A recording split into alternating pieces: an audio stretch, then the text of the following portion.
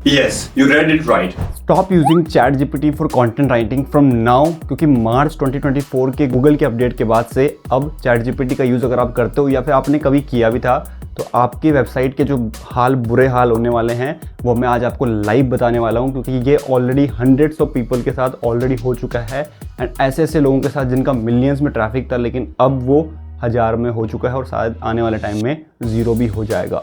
तो what you should do and what you should not do आज की इस वीडियो में आपको बताने वाला हूं। तो ये वीडियो कंप्लीटली उन सब के लिए होने वाली है जो चैट जीपीटी का यूज़ करके कंटेंट राइटिंग करते थे, चाहे इसका इतना यूज़ करते थे चाहे फिर इतना यूज़ करते थे। So let's begin.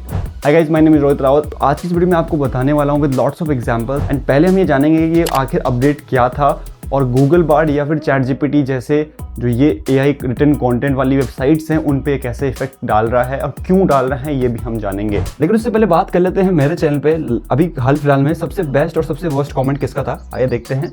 तो यहाँ पे कृष्णा भाई का एक कमेंट आया मेरी एक वीडियो के नीचे, जिस काइनमास्टर के बारे में बताया था कि मोडीबी का यूज़ मत करो, आपके डेटा के साथ थोड़ा बहुत नुकसान हो सकता है। तो एक भाई ने कहा कि मेरे फ़ोन में इंपॉर्टेंट डेटा ही नहीं है, मोए मोए। ये बड़ी अच्छी बात कही आप।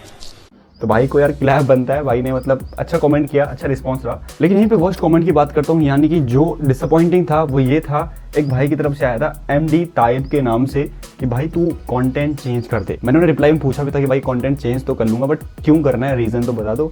तो उन्होंने नहीं बताया। तो अगर आप भी चाहते हैं कि आपका कमेंट पढ़ूं और मैं ऐसे पब्लिकली लूँ तो आप नीचे जरूर कमेंट करके बताएं और चैनल को जरूर सब्सक्राइब कर ले ताकि आपका कमेंट सबसे पहले ऊपर आ जाए। तो देखो, गूगल के मार्च में बहुत बड़े अपडेट आए थे एआई रिटन कंटेंट के खिलाफ और लो वैल्यू जो क्वालिटी कंटेंट दे रहे हैं उनके लिए, यानी कि जो एआई से कम्प्लीटली एआई कंटेंट लिखा रहे हैं या फिर कैसे भी लिखा रहे हैं उनके खिलाफ उनकी जितनी वेबसाइट्स थे, आर्टिकल्स थे, वो डी रैंक कर दिए जाएंगे या फिर डी इंडेक्स कर दिए जाएंगे। और या फिर ऐसे लोग जो थिन कंटेंट लिख रहे थे जिसमें ईएटी यानी कि एक्सपर्टीज़, ऑथोरिटिवनेस एंड ट्रस्टवर्दीनेस नहीं है, उनको भी डी रैंक या डी इंडेक्स कर दिया जाएगा। एंड बहुत सारे ऐसे हो चुके हैं, मैं आपको अभी लाइव भी दिखाऊंगा। तो चलो मैं आपको दिखाता हूँ।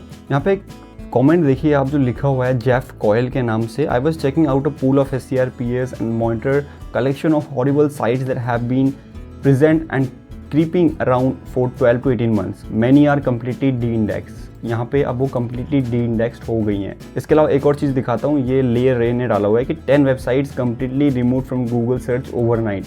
एंड वो वेबसाइट का ट्रैफिक आप यहाँ पे देखो कितना था एंड अभी उनका क्या सीन हो गया है, ये रिजल्ट है, ये आप देखो। यहाँ पे गेल ब्रिटन ने डाला हुआ है कि I am seeing AI spam sites getting fully deindex left and right now, it is going to get interesting. यहाँ पे इनकी वेबसाइट थी जूलियन गोडीज साइट जी, वो कम्प्लीटली गायब हो चुके गूगल सर्च से।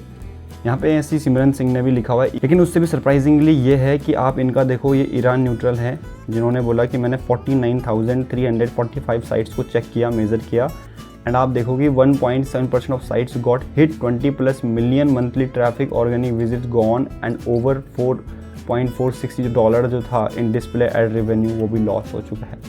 सो ये इम्पैक्ट पड़ रहा है उन वेबसाइट्स पे जो पहले अच्छा कर रही थी या फिर एआई से अच्छा लिखा के काम चला रही थी, लेकिन अब उनका बैंड बज गया है। तो आप ऐसा ना बोलो कि मैं हवा में बात कर रहा हूँ, मैं आपको लाइव दिखाता हूँ कि कैसे आप ये पहचान सकते हो कि आपका कंटेंट एआई रिटन कंटेंट हो जाएगा या नहीं होगा एंड अगर होगा तो हमें क्या उसमें तरीका अपनाना चाहिए और क्या नहीं करना चाहिए, ये मैं आपको बताता हूँ लाइव।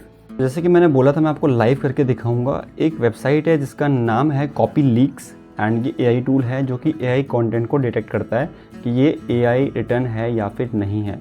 तो मैं आपको वेबसाइट में लेके चलता हूँ और यहाँ से ये जो कंटेंट है ये एआई से लिखा हुआ है, मैंने इसको चेक किया। अब इसको देखते हैं कि ये एआई से लिखा हुआ है या नहीं है।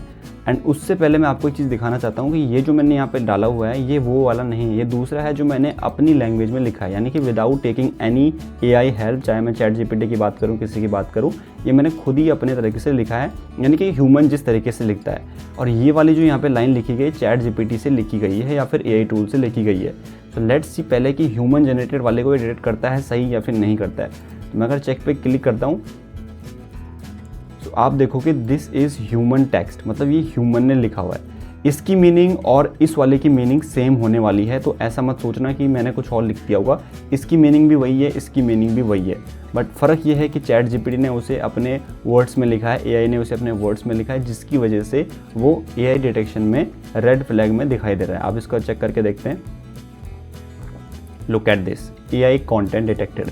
यानी ये AI ने लिखा हुआ है। देखो मैं आपको सारे सिनेरियोज में दिखा रहा हूँ जो लोग यूज़ कर सकते हैं कि एक तो उन्होंने लिखा कि ChatGPT उन्होंने कहीं से कॉपी किया, मान लेते हैं ये इंडियन जो ये न्यूज़ है news18.com, यहाँ से इन्होंने ये कंटेंट उठाया और ChatGPT को दिया, बोला कि इसको रिफ्रेम कर दे, जैसे मैंने इसको बोला कि इसको रिफ्रेम कर दे 150 वर्ड्स में और मुझे इसका वो दे दे, क्या बोलते हैं, विदाउट चेंजिंग इट मीनिंग्स, मुझे इसका वो पूरा कंप्लीट दे दे। कुछ ऐसे लोग कर रहे होंगे, कुछ ऐसे कर रहे होंगे कि सिर्फ ChatGPT से लिखा रहे होंगे मुझे 20 फैक्ट्स बता दे, या बार्ड से पूछ रहे होंगे ChatGPT मुझे 20 फैक्ट बता दे नरेंद्र मोदी के बारे में, मतलब कि डायरेक्टली उसकी हेल्प ले रहे हैं कम्प्लीटली। तो चाहे आप ChatGPT का कैसे भी यूज़ कर रहे हैं, ग्रामेटिकली ठीक कर रहे हैं, मान लेते हैं आपने ये पूरा लिखा हुआ है लेकिन आपने हिंदी में लिखा हुआ है, आप चाहते हैं वो उसे इंग्लिश में कनेक्ट करके दे दे, ये फिर भी AI डिटेक्शन में रेड फ्लैग में आ जाएगा। अब मैं आपको इसका एग्जांपल देता हूँ। मैंने यहाँ से सिंपली ये उठाया, तो सबसे पहले तो मैं इसको जो इन्होंने लिखा हुआ है News18 वालों ने, इसको मैं कॉपी करके यहाँ पे डालता हूँ AI डिटेक्शन वाले टूल में। ये इसके लिए क्या बोलता है, ये ह्यूमन जनरेटेड है या फिर AI जनरेटेड है।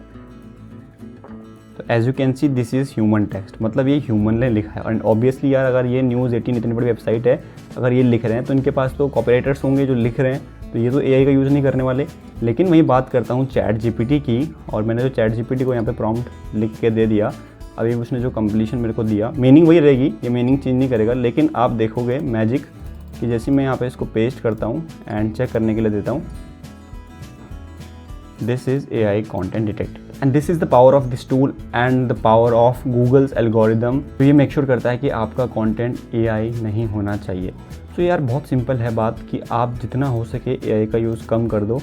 आज नहीं, कल नहीं, परसों नहीं, कभी ना कभी AI डिटेक्शन वाले जो AI टूल्स हैं या फिर एल्गोरिदम्स हैं गूगल के, वो आपको नहीं छोड़ने वाले। एंड हाँ, अगर YouTube में भी आप वीडियोस बनाते हो तो शायद कल के लिए उसके लिए भी कोई पॉलिसी आ जाए YouTube की या गूगल की गाइडलाइंस आ जाए कि भाई जो कंटेंट AI रिटर्न बना रहे हैं या फिर AI से बुलवा रहे हैं सब, उनको भी बाहर कर दे। अभी तो भले वो चल रहे हैं लेकिन आने वाले टाइम पे नहीं चल पाएंगे। तो आज की इस वीडियो में इतना ही, बाय।